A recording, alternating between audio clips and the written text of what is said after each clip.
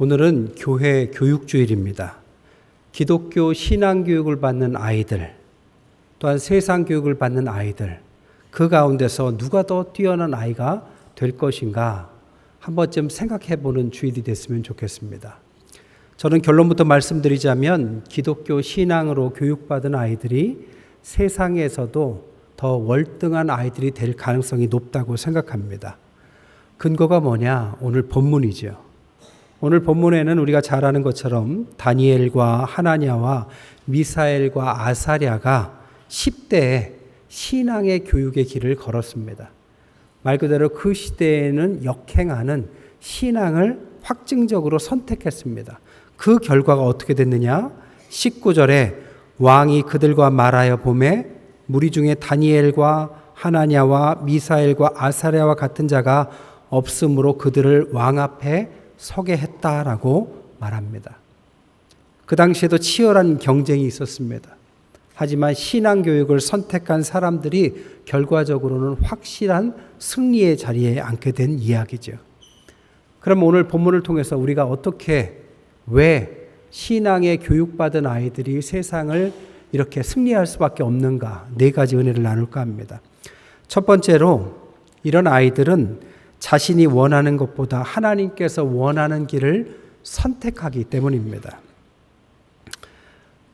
오늘 본문을 가만히 보면 4절과 10절을 보면 모두들 왕의 인정을 받으려고 애씁니다.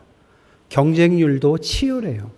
그리고 왕의 눈밖에 날까 다들 두려운 마음에 왕이 하란 대로, 지정한 대로 먹고 마시고 생활하기로 결단을 합니다. 그런데 오늘 주인공인 다니엘과 세 친구들은 이런 것과 반대 방향으로 가요. 신앙의 노선으로 가기로 결정합니다. 그 말이 유명한 뜻을 정하여라는 말입니다. 그들은 시작부터 뜻을 정했습니다.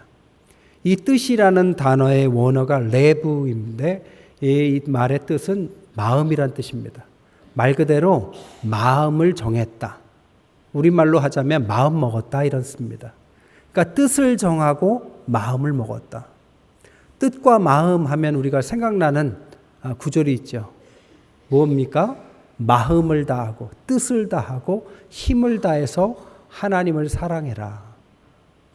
성경을 믿는 이 유대인 이스라엘 사람들은 어려서부터 이것을 쉐마다라고 해서 교육받았습니다. 하나님을 마음을 다하고 뜻을 다하고 말 그대로 정성을 다하고 힘을 다해서 사랑해라. 뜻을 다한다는 뜻은 바로 이 쉐마의 교육대로 가겠다 이런 뜻입니다. 문제는 이 상황이 지금 이방 나라에서 다른 왕 밑에서 살아가야 되는 환경이기 때문에 문제가 되는 것이죠. 그럼에도 불구하고 그들은 하나님의 약속인 쉐마를 따라가기로 마음먹습니다. 그들만 그랬습니다. 다른 아이들은 그러지 않았습니다. 오늘 3절에 보니까 함께 경쟁을 했던 사람들도 이스라엘 자손 중에 왕족과 귀족들이었습니다. 그들도 어렸을 때부터 쉐마 교육을 받았죠.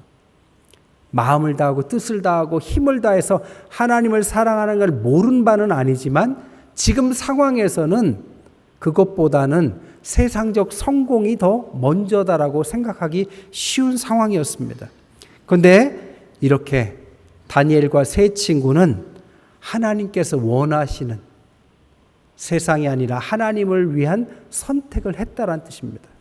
그러면 하나님이 원하시는 그 길이 뭐였을까요? 오늘 3가지를 말할 수 있습니다. 첫 번째로는 하나님의 이름을 더럽히지 않기로 결심합니다. 1절 8절에 보면 자기를 더럽히지 않도록 이런 말이 나오죠.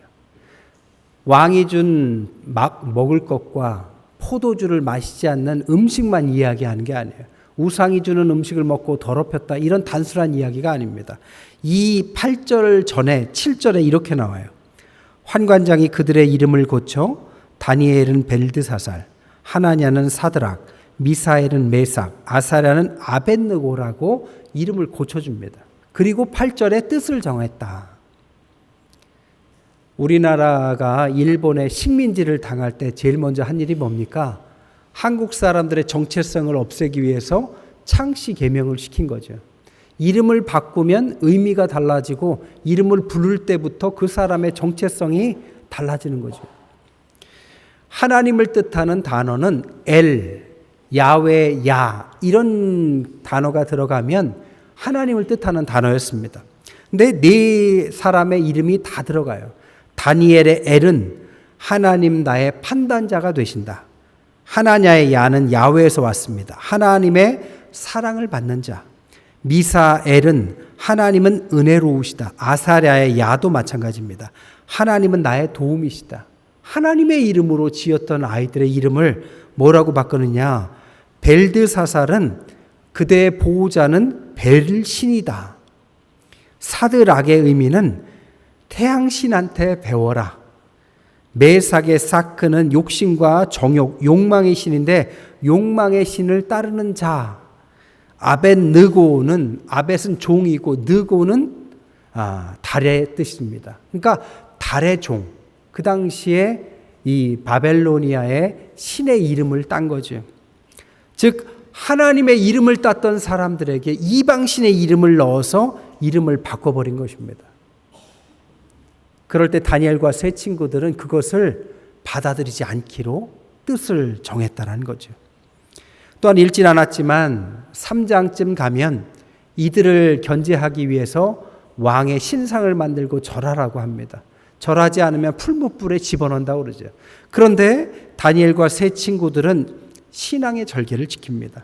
3장 17절 18절에는 왕이여 우리가 섬기는 하나님이 계시다면 우리를 맹렬히 타는 풀무불 가운데서 능히 건져내시겠고 왕의 손에서도 건져내시리라. 그렇게 하지 아니하실지라도 왕이여 우리가 왕의 신들을 섬기지 않고 왕이 세우신 금신상에게도 절하지 않겠습니다. 당신의 신상을 만들어서 절하지 않겠습니다. 풀무불에 집어넣을지라도 하나님이 지켜주실 것입니다. 그리 아니한다 할지라도 우리는 목숨을 걸고서라도 그 신앙을 지키겠습니다. 절개를 말한 거죠. 또한 세 번째로 하나님 원하시는 길은 기도하는 겁니다. 이 기도로 이 문제를 정면 돌파하겠다라는 뜻을 표현하고 있습니다. 6장 10절에 보니까 다니엘이 이 조서에 왕의 도장이 찍힌 것을 알고도 자기 집에 돌아가서는 윗방에 올라가 예루살렘으로 향한 창문을 열고 전에 하던 대로 하루 3번씩 무릎 꿇고 기도하며 하나님께 감사했다. 문제가 있었고 그들과 타협할 수 있었지만 다니엘과 친구들은 신앙적으로 기도로 이 문제를 정면 돌파하기로 합니다. 한마디로 이 세 가지는 하나님께서 원하시는 것이고 하나님의 방식이고 신앙의 교육 내용입니다. 그리고 그대로 그들은 하나님만 바라보고 갔다라는 거죠. 여러분 발레 아세요? 발레에는 푸에테라는 동작이 있다고 그래요. 고난이도로 한 바퀴 제자리 회전하는 것을 푸에테라고 한다고 합니다. 발레 보면 이 발레리나들이 푸에테 한 바퀴를 휙 돌면 중심이 흔들리지 않죠. 백조의 호수 같은 발레에 보면 32번이나 푸에테가 나온다고 합니다. 한 번도 돌면 어지러워서 중심 잡기 힘든데 32번이나 돌면 어떻게 될까요? 그런데도 그들은 흔들리지 않아요. 균형을 잃지 않고요. 넘어지지도 않습니다. 그들이 그렇게 균형을 잡을 수도 있고 넘어지지 않는 이유에 대해서 물어보니 발레리나들이 다 공통적으로 말하기를 푸에테를 할 때는 관중 중에 한 명을 정한다고 그래요.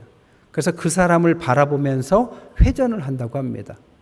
중심을 한 군데 시선을 맞추면 회전을 해도 어지럽지 않고 넘어지지도 않는데요. 여러분 신앙도 마찬가지입니다. 아무리 어려워도 하나님께 우리의 시선을 두고 그분만을 바라보고 신앙의 절개를 지키고 기도하기로 작정하면 하나님 앞에서 넘어지지 않는 인생이 될 줄 믿습니다. 신앙의 교육의 첫 번째가 바로 이것입니다. 또한 두 번째, 이럴 때 이런 마음을 가지고 있는 어린 10대 청소년이었던 다니엘과 세 친구들을 하나님께서 그냥 두시겠습니까? 당연히 도와주시죠. 그래서 두 번째는 하나님께서 도우신다는 것입니다. 하나님께서 오늘 본문에는 두 가지 방법으로 도와요. 첫 번째로는 함께 하십니다. 오늘 하나님이라는 단어가요, 두 번 나와요. 9절과 17절입니다. 9절에 보면 하나님이 다니엘로 하여금 환관장에게 은혜와 긍휼을 얻게 하셨다. 17절에는 하나님이 이 네 소년에게 학문을 주시고 모든 서적을 깨닫게 하시고 지혜를 주셨고 다니엘은 또 모든 환상과 꿈을 깨달아 알게 됐다. 하나님이, 주체가 하나님이 그렇게 도와주셨다. 제일 먼저 도와준 것은 환관장이라는 사람에게 은혜와 긍휼을 얻게 했다라는 것입니다. 아무리 신앙을 지키려고 해도 중간에 있는 환관장이 안 돼, 너희들은 탈락하면 끝나는 겁니다.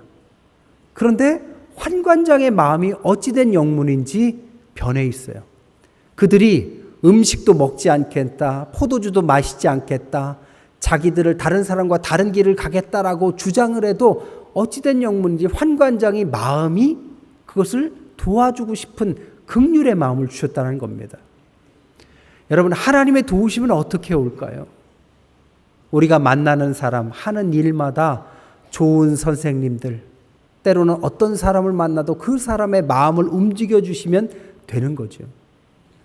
잠언 21장 1절에는 이런 말이 있습니다. 왕의 마음이 여호와의 손에 있다. 마치 봇물과 같아서 그가 임의로 인도하신다.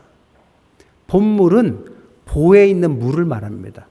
보 아시죠? 농사를 지으면 논이 이렇게 있는데 계단식으로 산에 있는 논이라고 할 때 이 위에 있는 물을 밑에 어느 보에 터주느냐에 따라서 물이 이쪽 논에 가기도 하고 저쪽 논에 가기도 합니다. 이 보의 물을 터주는 것이 누구냐? 하나님이다라는 것입니다.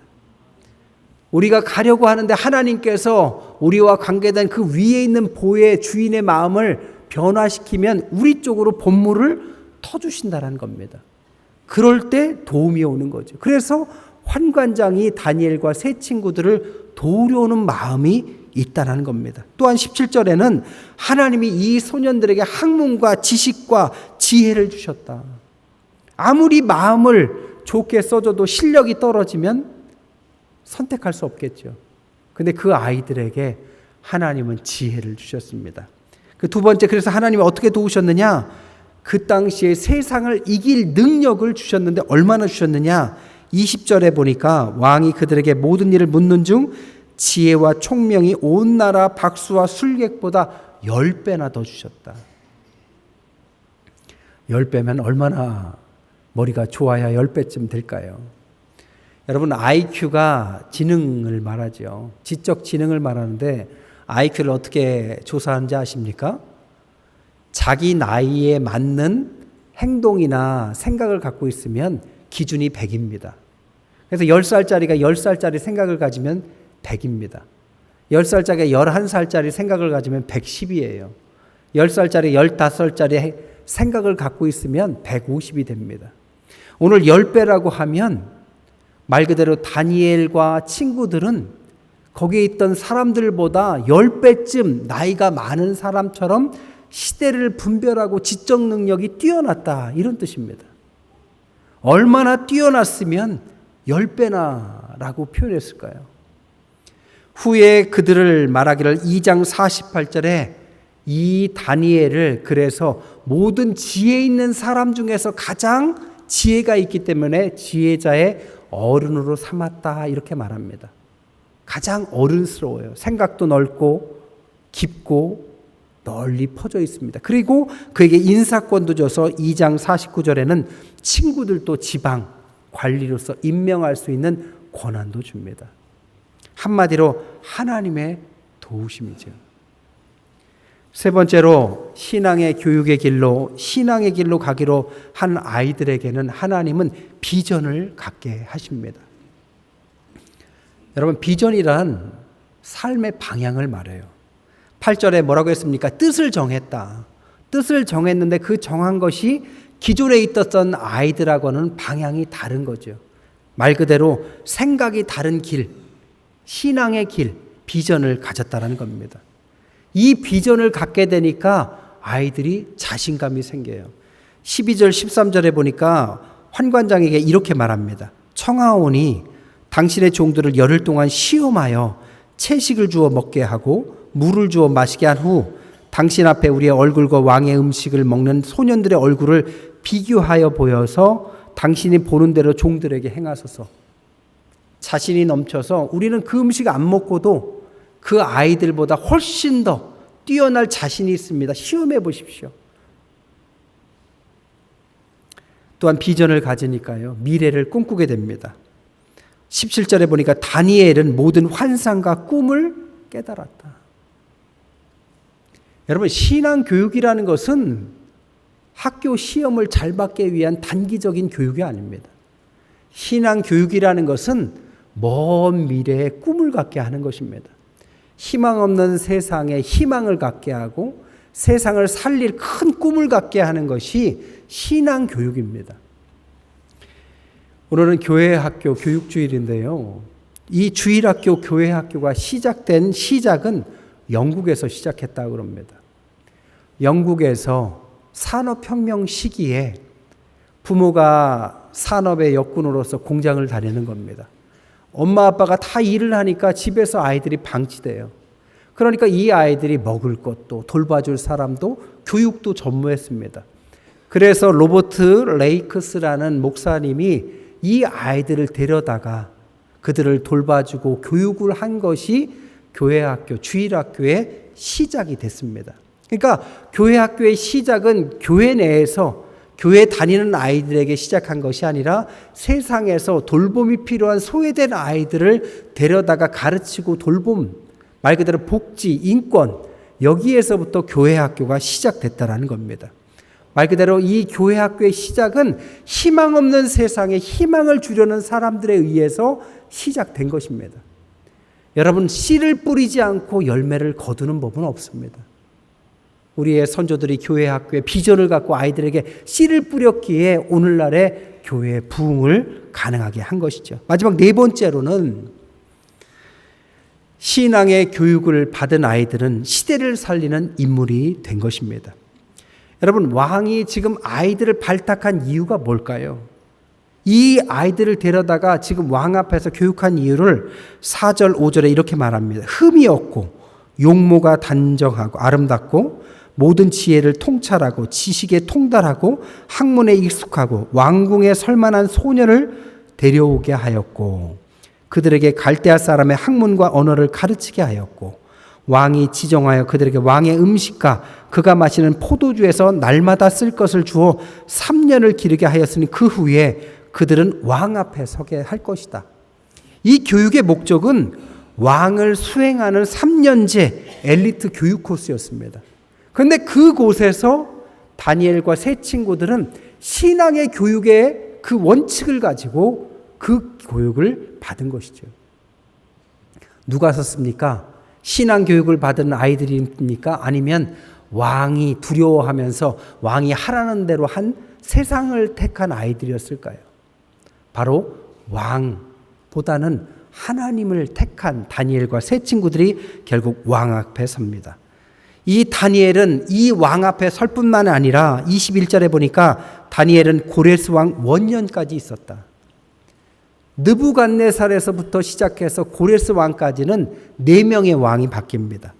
느부갓네살, 벨사살, 다리오, 고레스. 느부갓네살에는 다니엘이 10대였습니다. 후에 고레스 때는 80대 중후반이었습니다. 10대부터 80대 중반까지 그는 왕 옆에 있는 사람이었어요. 왜? 능력이 뛰어나니까요. 오늘날 정권이 바뀌면 아무리 뛰어나도 대부분 관직에서 내려오죠. 근데 왕이 4번이나 바뀌는데도 불구하고 그 사람을 그 자리를 지키게 한다면 그 사람이 꼭 필요할 만한 능력이 있기 때문이죠. 아까 몇 배나 많다고요?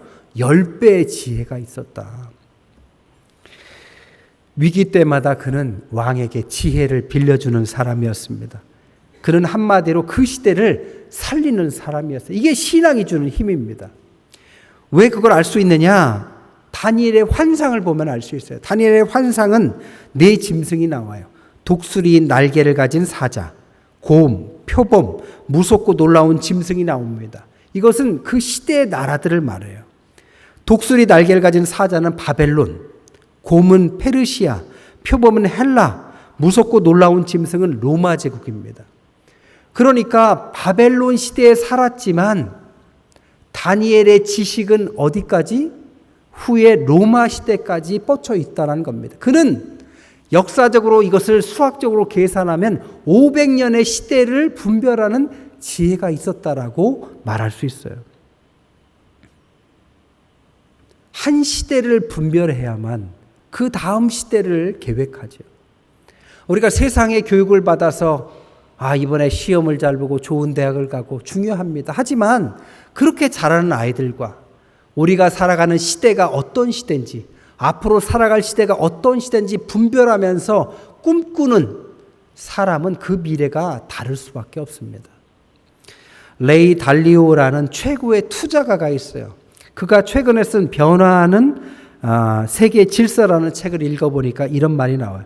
제국의 흥망성쇠를 고려해야만 투자 예측이 가능하다.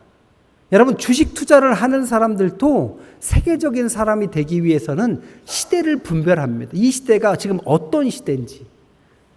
하물며 하나님의 일을 하겠다라는 하나님의 백성들, 그것을 꿈꾸는 자녀들이 신앙의 교육을 갖고 시대를 분별한다면 어찌 그 시대를 살리지 않을 수 있겠습니까? 한국은 세계적인 선교로 성공한 나라입니다. 이 선교의 성공 비결도 결국에는 이것과 관련됩니다.